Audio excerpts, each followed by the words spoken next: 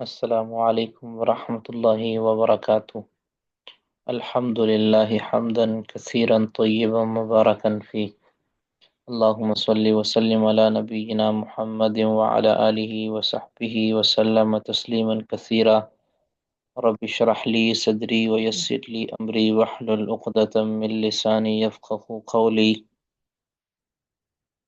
اعوذ باللہ السمیع العلیم من الشیطان الرجیم من ہمزہ ونفخہ ونفثہ۔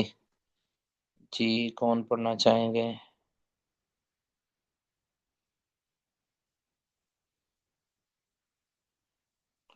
وَنُؤْمِنُ بِأَنَّ اللَّهَ يَتَكَلَّمُ بِمَا شَاءَ مَتَى شَاءَ كَيْفَ شَاءَ وَكَلَّمَ اللَّهُ مُوسَى تَكْلِيمًا فَلَمَّا جَاءَ مُوسَى لِمِيقَاتِنَا وَكَلَّمَهُ رَبُّهُ وَنَادَيْنَاهُ مِن جَانِبِ الطُّورِ الْأَيْمَنِ وَقَرَّبْنَاهُ نَجِيًّا۔ یہ تین مختلف آیات سے استدلال کرتے ہوئے ابن عثیمین رحمہ اللہ نے اللہ رب العزت کی صفت کلام اس کا ثبوت فراہم کیا ہے کہ نؤمن، ہم عقیدہ رکھتے ہیں بأن اللہ یتکلم، کہ اللہ تعالی کلام کرتا ہے، بما شاء، جیسے چاہتا ہے، یعنی جو چاہتا ہے اسے کلام کرتا ہے، متی شاء، جب چاہتا ہے کلام کرتا ہے، کیف شاء، جیسے چاہتا ہے کلام کرتا ہے، اس کی کیفیت کا اللہ تعالیٰ کی ارادہ اور مشیت کے مطابق ہے۔ آگے دلیل دی، وَكَلَّمَ اللَّهُ مُوسَى تَكْلِيمًا، اللہ تعالیٰ نے موسیٰ سے کلام کیا۔ پھر آگے اگلی دلیل دی،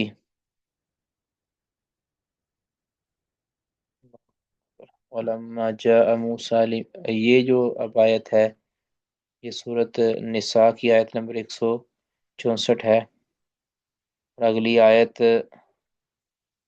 صورت الاعراف کی 143 نمبر 143۔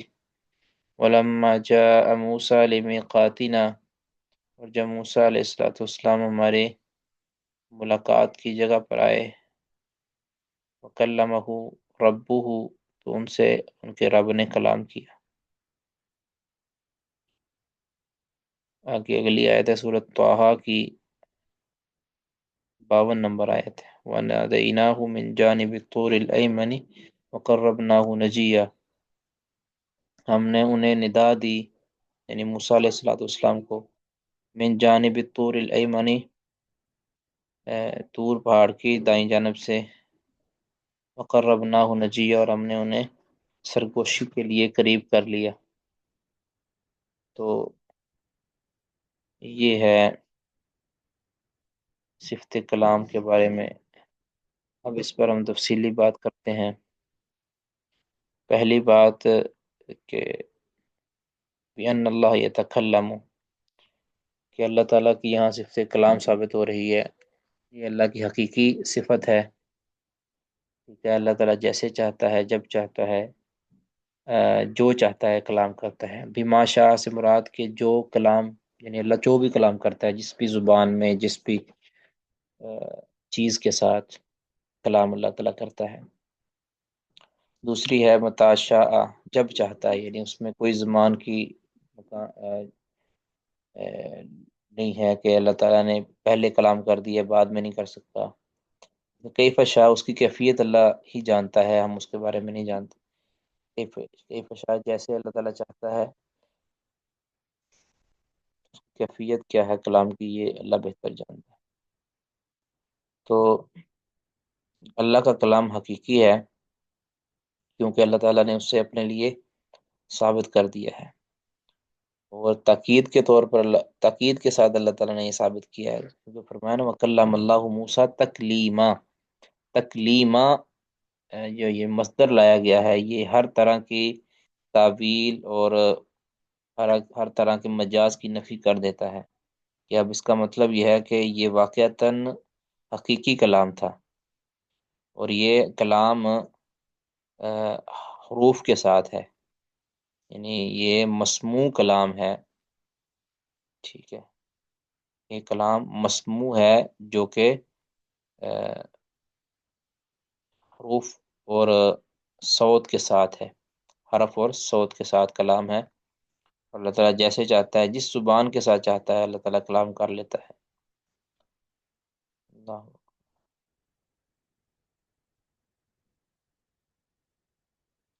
سر متا شاء، جب چاہتا ہے اللہ تعالیٰ کلام کر لیتا ہے، چاہے وہ ازلی ہو، ابدی ہو، چاہے وہ مستقبل میں ہو، حاضر میں ہو، دن میں ہو، رات میں ہو، جب اللہ تعالیٰ چاہتا ہے اللہ تعالیٰ کلام کرتا ہے۔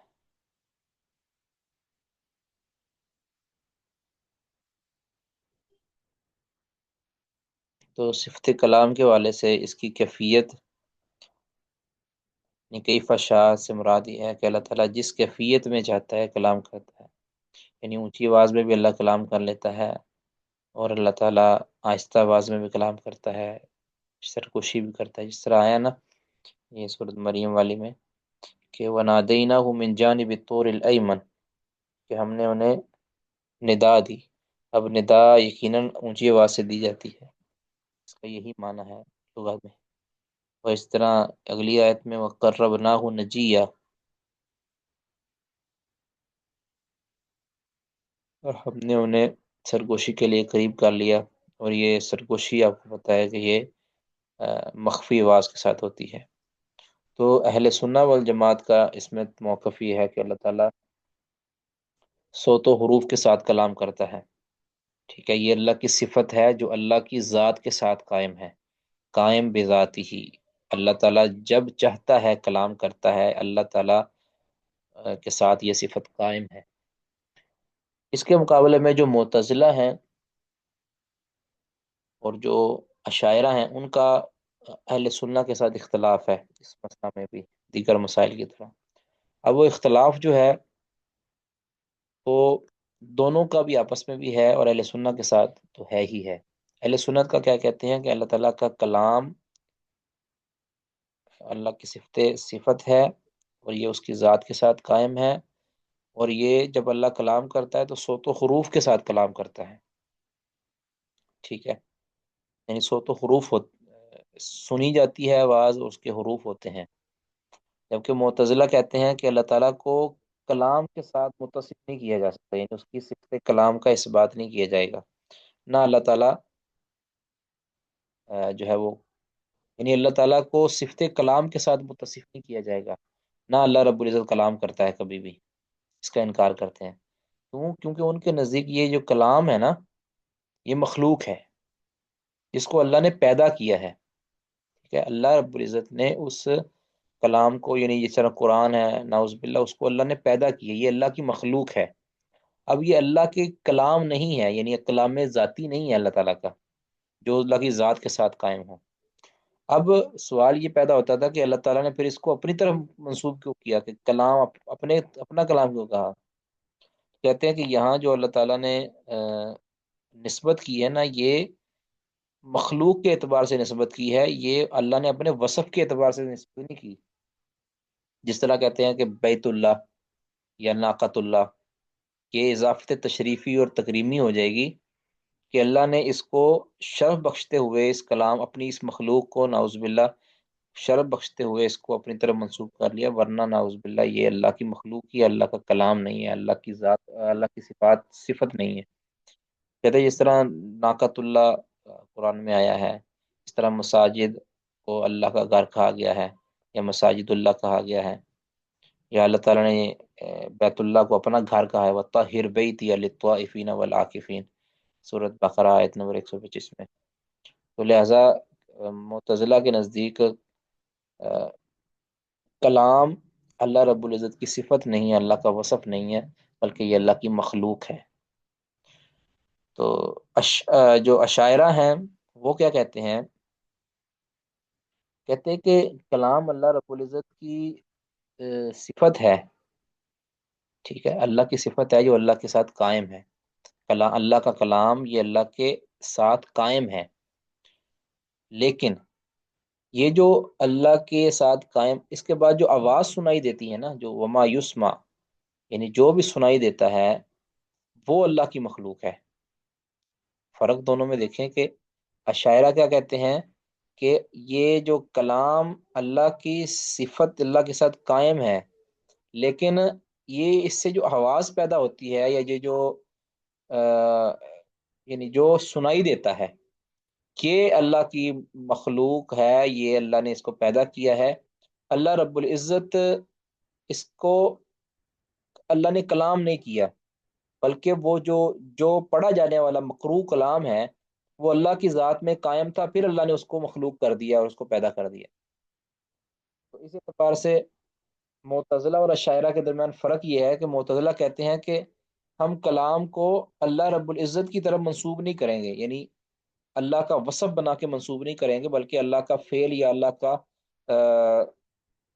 اللہ کی مخلوق بنا کے پیش کریں گے کہ اللہ رب العزت نے، یہ اللہ نے اس کو خلق کیا ہے، تو یہ اللہ کی مخلوق کے طور پر اس کو جو ہے نا اس کو پیش کریں گے کہ یہ اللہ کی مخلوق ہے، اللہ کا کلام نہیں ہے۔ تو جبکہ اشاعرہ کہتے ہیں کہ اس کو منسوب تو اللہ کی طرف اس کے وصف اور اس کی صفت کے اعتبار سے ہی کریں گے، لیکن جو اس کے اندر سنائی جانے والی چیز ہے نا، جو مسموع چیز ہے، اور جو حروف ہیں، جو صوت ہے، وہ جو ہے نا کیا اسے کہتے ہیں، وہ مخلوق ہے۔ باقی جو ایک اس میں وصف ہے، وصف وہ قائم بذاتی ہی ہے۔ ٹھیک ہے، یہ معمولی سا فرق ہے، لیکن اس بارے میں دونوں کا کہہ لیں کہ اتفاق ہے، دونوں اس چیز کو مانتے ہیں کہ یہ جو مسموع کلام ہے نا، مسموع جس کو سنا جاتا ہے، جس کو پڑھا جاتا ہے، یہ جو مخلوق ہے، یہ اشاعرہ کا عقیدہ ہے۔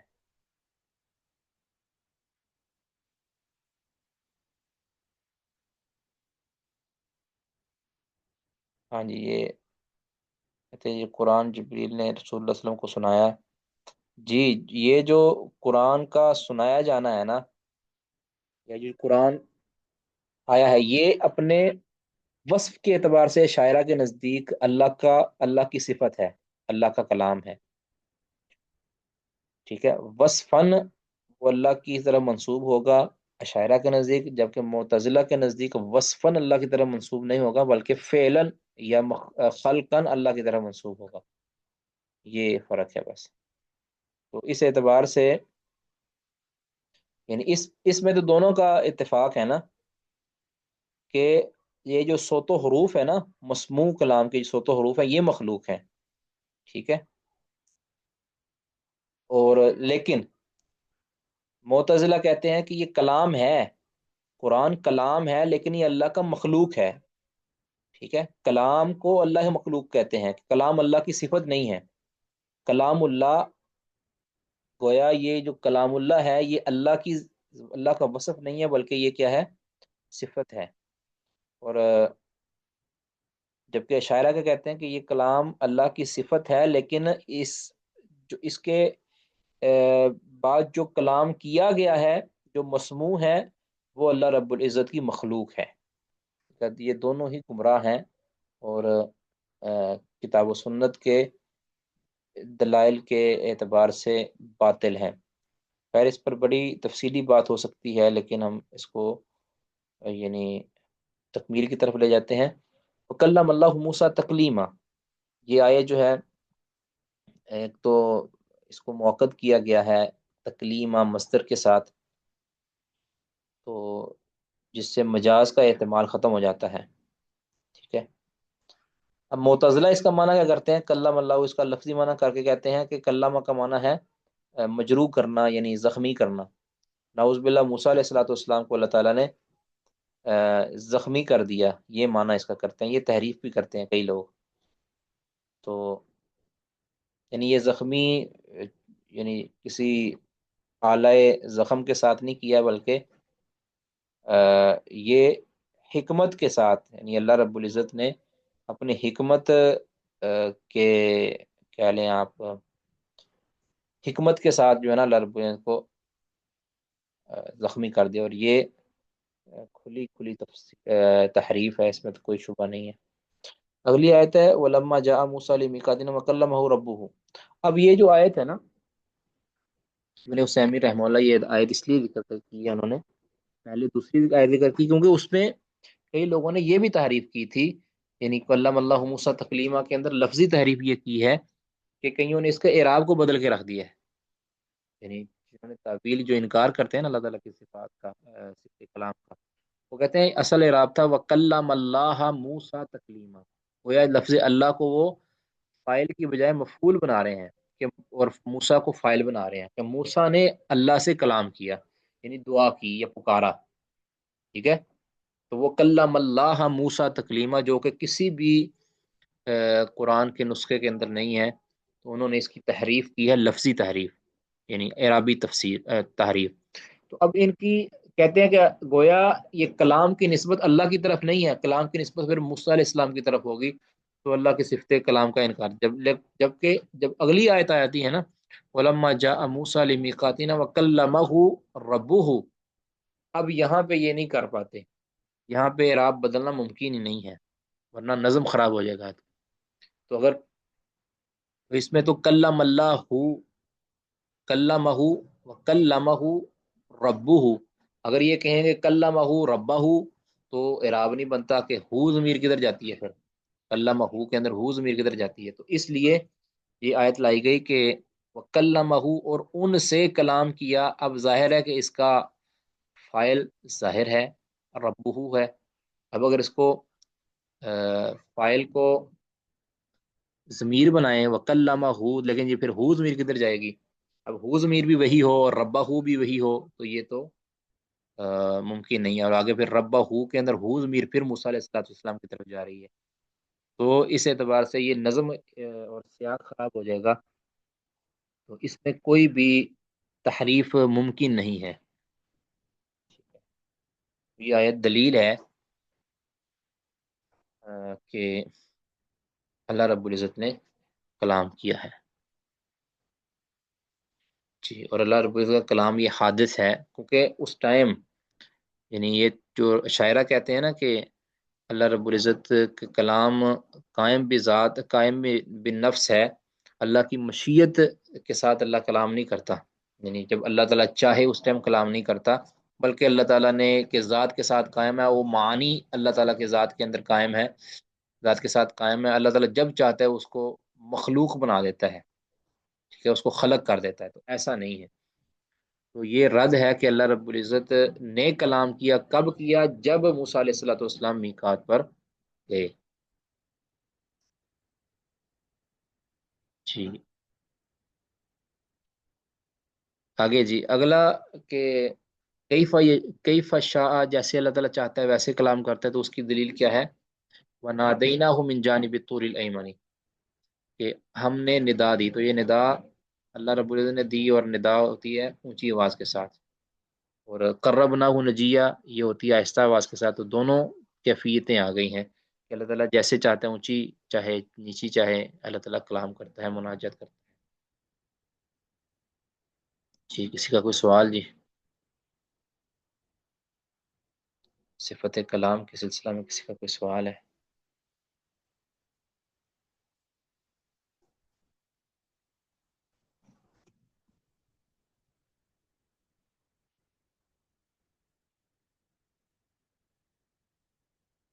السلام علیکم ورحمۃ اللہ۔ شیخ محترم، میرا ایک سوال ہے کہ یہ جو مصحف ہے ہمارے پاس، تو اس میں سے بعض لوگ یہ کہتے ہیں کہ جو ہم نے قرآن پڑھا ہے تو وہ یعنی مخلوق ہے، جو آواز ہمارے منہ سے نکلی ہے، جو مصحف ہے، جو اس کی سیاہی ہے، تو اس کے حوالے سے بھی وضاحت فرما دیجیے گا۔ جی وہ تو مخلوق ہے نا جی، وہ جو لکھا ہوا ہے سیاہی اس کی، وہ مخلوق ہے، اس کا جو ورق ہے وہ مخلوق ہے، جو ہم نے پڑھا ہے، ہمارا جو فعل ہے یہ مخلوق ہے۔ یہ تو صحیح بخاری کے اندر جب ہم نے پڑھا تھا نا، اس میں بڑی تفصیل امام بخاری رحمہ اللہ نے یہ نکالا، بیان کیا تھا کہ جو ہماری جو قرات ہے، یا ہمارا جو کلام کرنا ہے یہ مخلوق ہے، ہمارا فعل مخلوق ہے، باقی اس کے اندر جو مقروء، جو پڑھی جانے والی چیز ہے، پڑھی جانے والی شے ہے، وہ اللہ کا کلام ہے، وہ مخلوق نہیں ہے۔ تو اسی طرح جو اوراق ہیں، اوراق کے اندر جو لکھی جانے والی سیاہی ہے وہ مخلوق ہے، اور اس کے ان- وہ جو مکتوب کلام ہے وہ مخلوق نہیں ہے، وہ اللہ کا کلام ہے، جی۔ جسے اللہ نے صوت و حروف کے ساتھ کلام کیا ہے. یہ کیفیت اللہ کے صوت و حروف کی یہ تھی کہ اس کو سنا گیا، فرشتوں نے سنا. یہ تو واضح آیات کے اندر، حدیث کے اندر اس کو کوٹ کر دیا گیا ہے کہ اللہ کے کلام کو سنا گیا ہے. اللہ جب کلام کرتا ہے تو سنا جاتا ہے. جی کسی کا کوئی سوال اور تھے؟ بارک اللہ فیک. آگے کون پڑھیں گے جی؟ وَنُؤْمِنُ بِأَنَّهُ.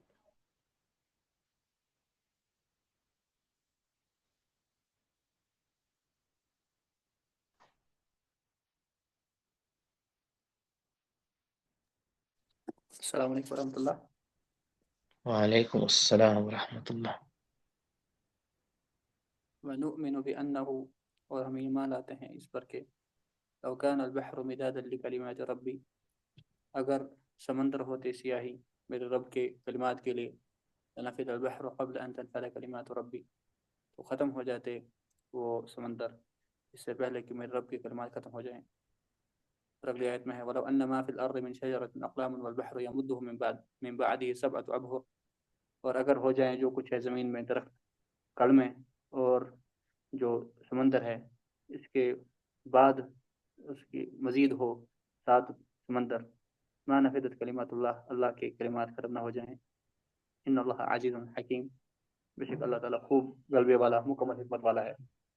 تو اب یہاں اللہ تعالیٰ کے کلمات کے بارے میں بیان کیا گیا ہے کہ اللہ کے کلمات بہت ہیں، بہت زیادہ اللہ رب العزت کے کلمات ہیں، اور اللہ تعالیٰ کی مخلوقات بھی بہت ہیں. تو یہ اللہ تعالیٰ کی عظمت اور اللہ کی صفت کلام کے اوپر کے بارے میں وضاحت کی گئی ہے مزید. تو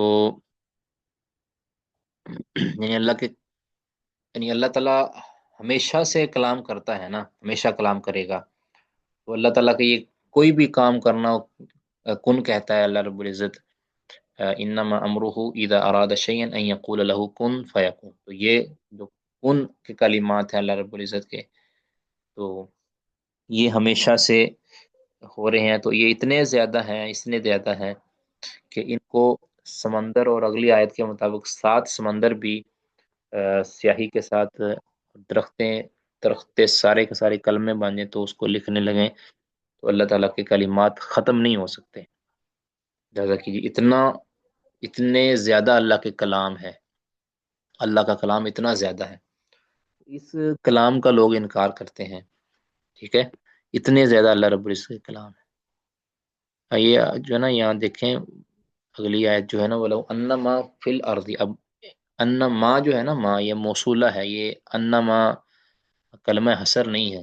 ولو ان آگے ما الگ الگ تھا. جو کچھ بھی ہے زمین میں من شجرۃ درختوں میں سے، اقلام وہ کلمے بن جائیں. والبحر یمدہ من بعدہ سبعۃ ابحر، اور یہ بعد میں ان کی امداد یعنی ایک سمندر سے 7 سمندر ہوں. اللہ اکبر. تب بھی اللہ رب العزت کے کلمات ختم نہیں ہوں گے اگر ان کو سارے کے سارے زمین میں موجود درخت ان کو کلمے بنا دیا جائے اور 7 سمندر بنا دیے جائیں اور سارے لکھنے لگیں تو اللہ کے کلام ختم نہیں ہو جاتے. ان اللہ عزیز الحکیم. اس پر بات ہماری ہو چکی ہے. تو اس میں بھی جو ہے نا اللہ کی صفت کلام ہی کی طرف اشارہ ہے کہ اللہ رب العزت کلام کرتا ہے، اور اللہ کی کلام حادث ہے، ہمیشہ سے کلام کرتا ہے، قائم نہیں ہے اللہ تعالیٰ کی ذات کے ساتھ جس طرح کے اشاعرہ وغیرہ کرتے ہیں. اور اللہ کی یہ کلام مخلوق نہیں ہے جس طرح معتزلہ وغیرہ کہتے ہیں. تو الحاصل کہ اہل سنہ والجماعت کا یہ عقیدہ ہے کہ اللہ تعالیٰ جیسے چاہتا ہے، جب چاہتا ہے، جس چیز کے ساتھ چاہتا ہے، یعنی جس زبان میں چاہتا ہے اللہ تعالیٰ کلام کرتا ہے. اور کلام یہ اللہ تعالیٰ کا وصف ہے، صفت ہے. اللہ رب العزت کا یہ صفت ہے، ذاتی قائم بذات ہے، اور اللہ تعالیٰ یہ کلام کرتا ہے جب چاہتا ہے صوت و حروف کے ساتھ. ٹھیک ہے، اس کے مقابلے میں شاعرہ وغیرہ کا مذہب باطل ہے.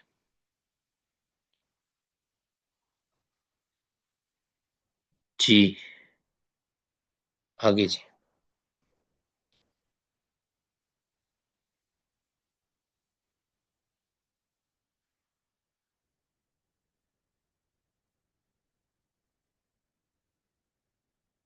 یہ پڑھیں گے.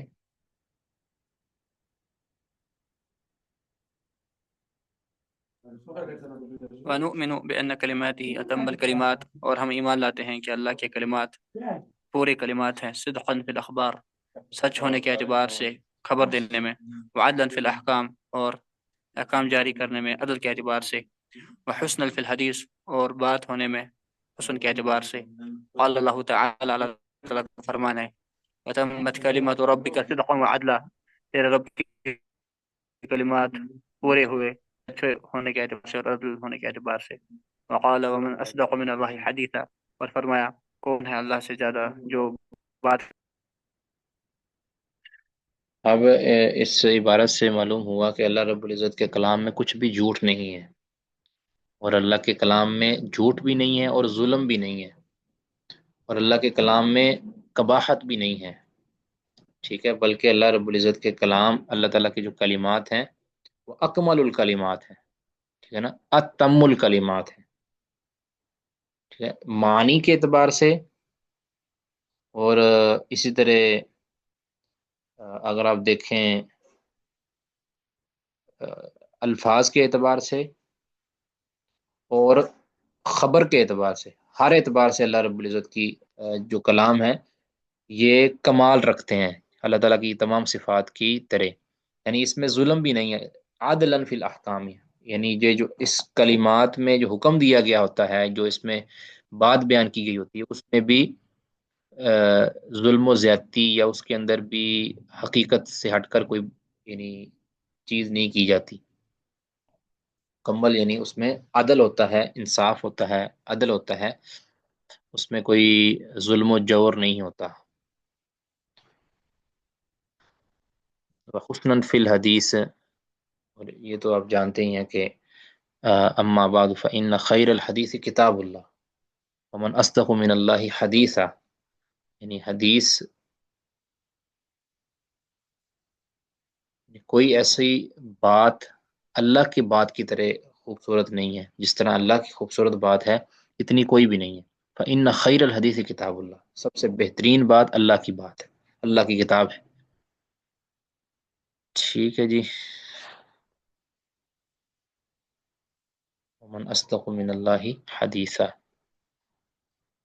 یہ استفہام ہے، اور استفہام مقصود اس سے استفہام انکاری جس کو کہتے ہیں کہ نہیں ہے، واقعتاً اللہ سے زیادہ بات میں سچا کوئی نہیں ہے. جی کوئی سوال جی اس میں؟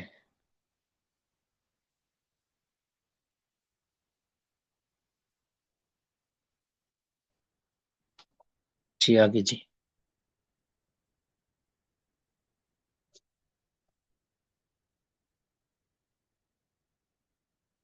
وَنُؤْمِنُ بِأَنَّ الْقُرْآنَ الْكَرِيمَ كَلَامُ اللَّهِ تَعَالَى تَكَلَّمَ بِهِ حَقًّا وَأَلْقَاهَا إِلَى جِبْرِيلَ فَنَزَلَ بِهِ جِبْرِيلُ عَلَى قَلْبِ النَّبِيِّ صلی اللہ علیہ وسلم. ہم ایمان لاتے ہیں کہ قرآن کریم اللہ کا کلام ہے جسے اللہ نے حق کے ساتھ تکلم کیا ہے. ٹھیک ہے، اللہ تعالیٰ نے اس سے کلام کیا ہے، حقاً یہ حق ہے. وَأَلْقَاهَا یعنی حقیقی کلام کیا ہے اس کو، حقاً حقیقت میں اللہ تعالیٰ نے اس کو ساتھ کلام کیا ہے. یعنی یہ کلام نفسی نہیں ہے، معنی کو کے ساتھ کلام نہیں کیا، بلکہ حقیقتاً اللہ نے کلام کیا صوت و حروف کے ساتھ. وَأَلْقَاهُ إِلَى جِبْرِيلَ، اور اسے جبریل کے حوالے کیا، یعنی جبریل کو سنایا یا جبریل کے حوالے کیا اس کو. فَنَزَلَ بِهِ جِبْرِيلُ، تو جبریل اس کو لے کر اترے علی قلب نبی صلی اللہ علیہ وسلم، نبی صلی اللہ علیہ وسلم کے سینہ مبارکہ پر. تو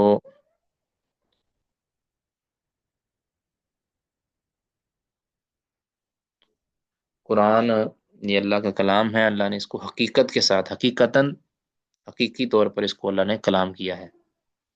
ٹھیک ہے، تو سورہ توبہ میں ہے نا، جس طرح سورہ توبہ میں آیت نمبر 6، حتیٰ یسمع کلام اللہ، حتیٰ یسمع کلام اللہ، تعالیٰ نے اس کو قرآن کو اپنا کلام کہا ہے.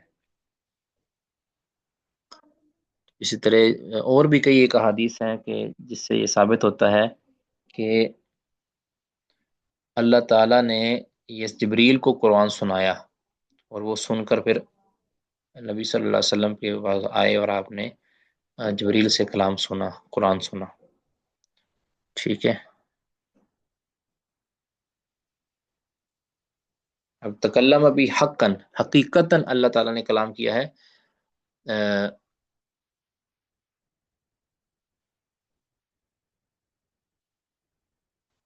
یعنی یہ کلام مانوی نہیں ہے، بلکہ حقیقتاً جس کو صوت و حروف والا کلام کہتے ہیں وہ ہے، شاعرہ یا معتزلہ کی طرح نہیں.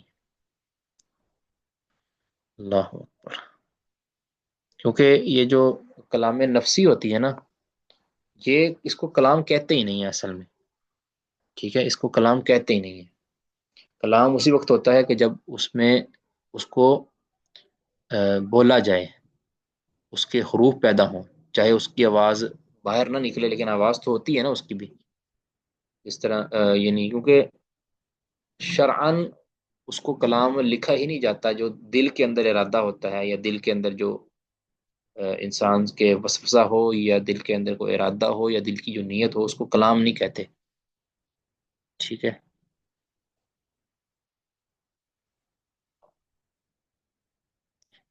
کسی کو کوئی بات جی؟ اب سوال یہ ہے کہ جو قرآن کو مخلوق کہتا ہے اس کا کیا حکم ہے؟ تو اس طرح معتزلہ یا جہمیہ وغیرہ قرآن کو مخلوق کہتے ہیں نا، بالکل، یعنی بغیر کسی تعویل کے قرآن کو مخلوق کہتے ہیں، وہ تو کافر ہیں. ٹھیک ہے. جو اس میں مخلوق نہیں کہتے لیکن اس کے اندر کوئی تعویل کا پہلو رکھتے ہیں، وہ گمراہ ہیں، راہ راست سے ہٹے ہوئے ہیں. ان کی تکفیر جو ہے نا یہ محل نزاع ہے، ان کی تکفیر محل نزاع ہے. بہرحال یہ شیخ الاسلام، شیخ و اہل سنہ امام احمد بن حنبل رحمہ اللہ کے دور کے اندر یہ بڑا فتنہ اٹھا، جس کی پاداش میں انہیں کئی صعوبتیں اٹھانی پڑیں. اس طرح ابن تیمیہ رحمہ اللہ کے دور میں بھی ایسا جو ہے نا مسئلہ پیدا ہوا تھا.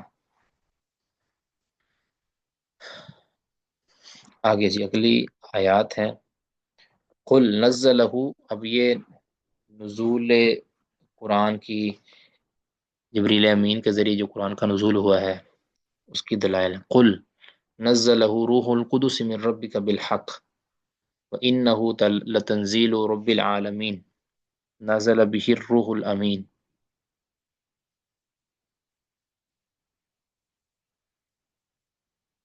نزل به الروح الامین علی قلبک لتکون من المنذرین بلسان عربی مبین. کہہ دیجئے قل نزلہ روح الامین، کہہ دیجئے اسے لے کر آئے ہیں روح الامین، نہیں، نزلہ روح القدس. اچھا، روح القدس کا لفظ ہے. قل نزلہ روح القدس من ربک بالحق، کہہ دیجئے کہ اسے لے کر آئے ہیں روح القدس یعنی جبریل من ربی کا، آپ کے رب کی طرف سے، بالحق، حق کے ساتھ.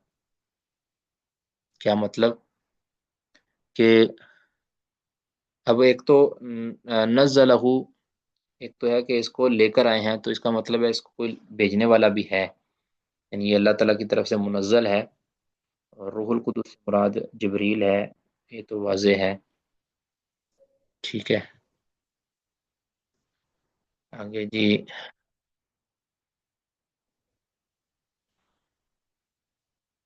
اب روح القدس کیوں کہا ہے؟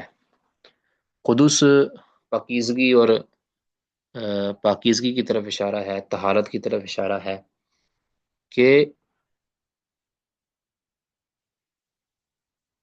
جبریل امین جو اللہ اور رسول کے درمیان ایک سفیر کی حیثیت رکھتے ہیں، تو سفیر کا ہر اعتبار سے معتبر ہونا یہ ضروری ہوتا ہے، کیونکہ ورنہ وہ ادھر کی بات جو ہے نا پوری طرح دوسری طرف نہیں پہنچا پاتا.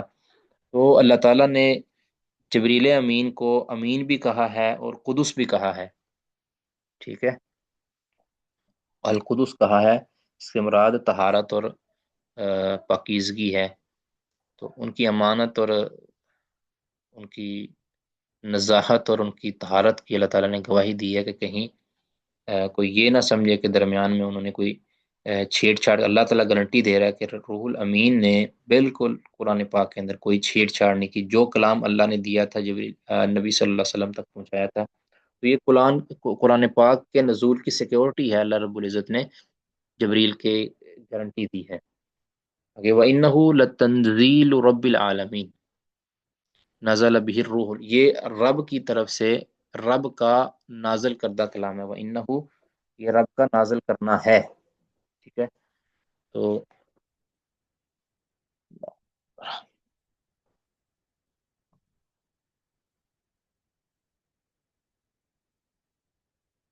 نازل به الروح الامین، اس کو روح الامین لے کر آئے ہیں. اس کی بات ہوگی علی قلبک، آپ کے سینے پر، آپ کے دل پر. لتکون من منذرین. ایک منٹ یہ آگے آتی ہے جی. تاکہ آپ ہو جائیں من المنذرین، ڈرانے والوں میں سے. بلسان عربی مبین، واضح عربی زبان کے اندر یہ نازل ہوئی ہے. ٹھیک ہے، عربی زبان میں یہ نازل ہوئی ہے. یہ آیات دلالت کرتی ہیں اہل سنہ کے عقیدہ پر، کہ جو کہتے ہیں کہ قرآن مجید اللہ تعالیٰ کا کلام ہے اور یہ منزل ہے، مخلوق نہیں ہے. ٹھیک ہے، مخلوق کو وہ منزل نہیں ہوتی. ٹھیک ہے، اللہ سے یہ آیا ہے کلام اور اللہ کی طرف ہی لوٹ جائے گا. ٹھیک ہے، جس کو اہل سنہ کہتے ہیں نا، منہ بدا و الیہ یعود.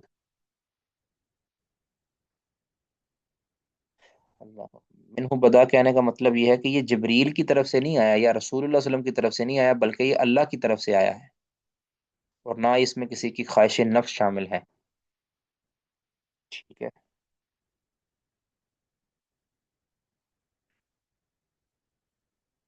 جی کسی کا اب یہ کلام کی میرے خیال سے بات ہمارے ادھر ختم ہو گئی ہے. اس صفت کلام کے حوالے سے کسی کا کوئی سوال ہے تو کر سکتے ہیں جی.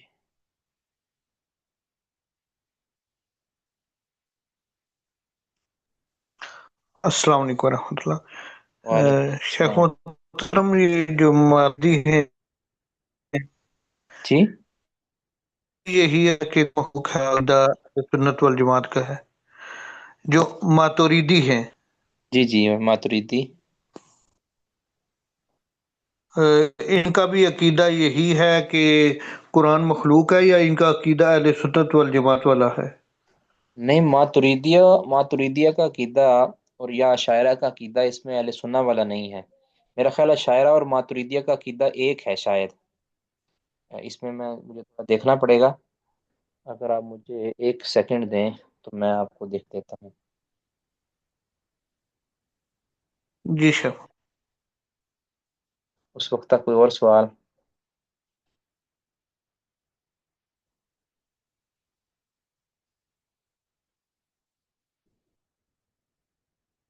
جی کوئی سوال جی؟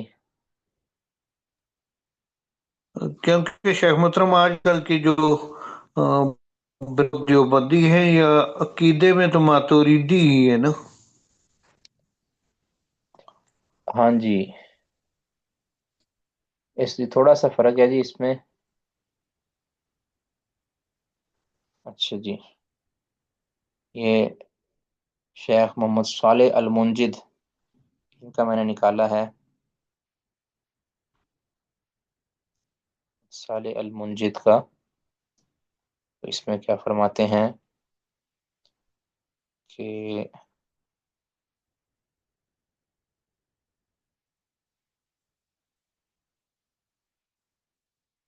یہ کافی تفصیلی انہوں نے لکھا ہے.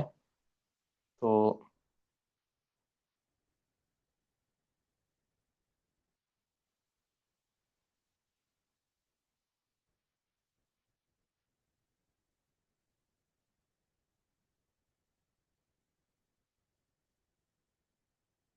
میں خلاصہ کر کے آپ کو پیش کر دوں گا انشاءاللہ. ادھر اب وہ ڈھونڈنا پڑے گا مجھے کافی تفصیلی. تو بہرحال ماتریدیہ کا اور اشاعرہ وغیرہ کا اتنا ضرور ہے کہ یہ اہل سنہ والا عقیدہ نہیں ہے، اہل سنہ کے عقیدہ سے ہٹے ہوئے ہیں. ٹھیک ہے، وہ اس میں تعویل کرتے ہیں اللہ تعالیٰ کی کے لیے جو صفت کلام ہے، اس کو صفت تو مانتے ہیں، لیکن وہ صفت قائم بذات مانتے ہیں، اور اس کی جو کلام اللہ کو حقیقی نہیں مانتے. تو اس معنی کے اندر وہ مؤول بنے ہیں اور تعویل کرتے ہیں، اور ایسی تعویل کرتے ہیں کہ جو سلف نے نہیں کی، ایسا معنی بیان کرتے ہیں کہ جو سلف نے نہیں لیا. تو اس اعتبار سے وہ اہل سنت سے منحرف ہیں، ان کے عقیدہ سے ہٹے ہوئے ہیں، ان کو سنی نہیں کہا جائے گا. اچھا شیخ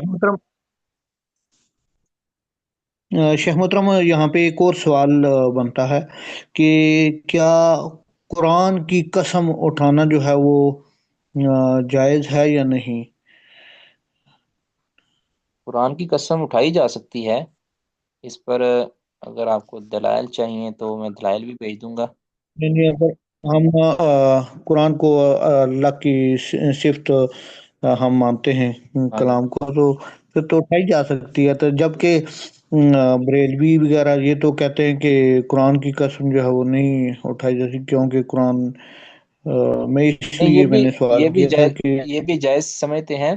اصل میں تھوڑی سی جو ہے نا، میں نے کہا کہ بنیادی یہ بھی کلام ہی کہتے ہیں، اللہ کا کلام ہے. اب آگے کہتے ہیں کہ کلام کس معنی کے اندر ہے. یہ کہتے ہیں کلام میں مانوی ہے، یعنی اللہ رب العزت نے کی ذات کے ساتھ قائم تھی. یہ اصلاً جو ان کا عقیدہ ہے، ابھی یعنی عام جو دیوبندی بریلوی ہیں ان کو تو پتہ ہی نہیں ہے نا اس مسئلے کا. وہ تو اس کو ایک جو سادہ مسلمان کا عقیدہ ہوتا ہے وہی ہوتا ہے. وہ کہتے ہیں اللہ کی کلام ہے اور اللہ رب العزت کی طرف سے آیا ہے، یہ وہی سمجھتے ہیں بیچارے.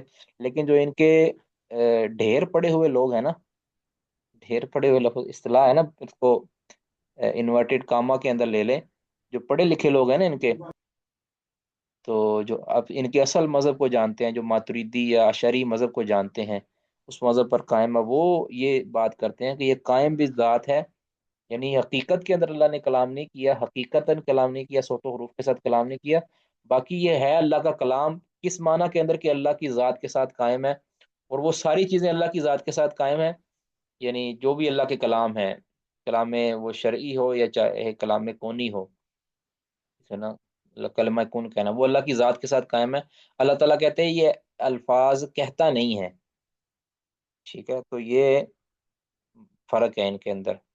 اللہ نے جو یہ ہمیں قرآن دیا ہے، اگر ڈیپلی جائیں تو یہ مطلب یہ ہوگا کہ یہ جو کلام دیا ہے بنیادی طور پر یہ اللہ کا کلام تھا، اللہ کی صفت ہے، لیکن ایٹ دا اینڈ یہ اللہ نے اس کو پیدا کر دیا ہے، الفاظ کے قالب کے اندر اللہ نے اس کو ڈالا ہے. نعوذ باللہ.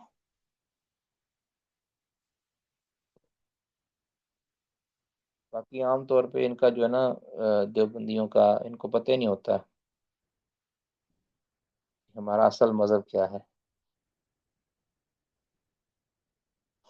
جی کوئی اور بات جی.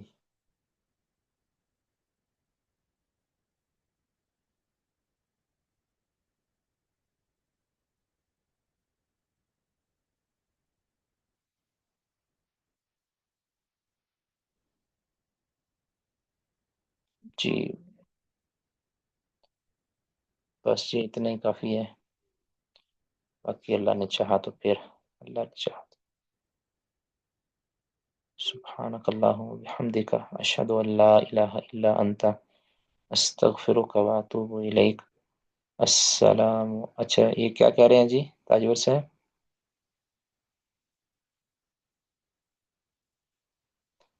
اچھا یہ ٹائم کا ابھی طے کر لیں جی،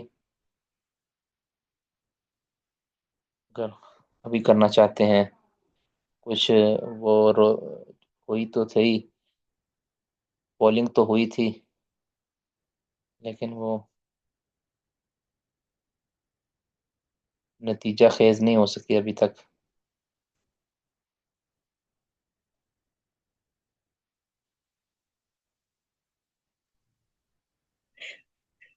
شیخ ہم اپنا فارم 47 نکالیں یا وہ تو آپ نے چلانا ہے جی، پولنگ ایجنٹ تو آپ ہیں، الیکشن کمیشن آپ ہے بلکہ. وہ کیا کہتے ہیں کہ بدنام ہوں گے تو کیا نام نہیں ہوگا؟ ہاں جی، آپ الیکشن کمیشن، آپ کی ذمہ داری ہے جی یہ ساری. آپ بھی آج جو ہے نا فارم 47 چلا کے نا کچھ کریں. وہ دو تین ووٹر ابھی رہتے ہیں نا، ہم ان کو جو ہے نا پرسنل میں میسج کرتے ہیں کہ ہماری منشا کی ووٹ ڈالیں ورنہ ویگو ڈالا آ جائے گا.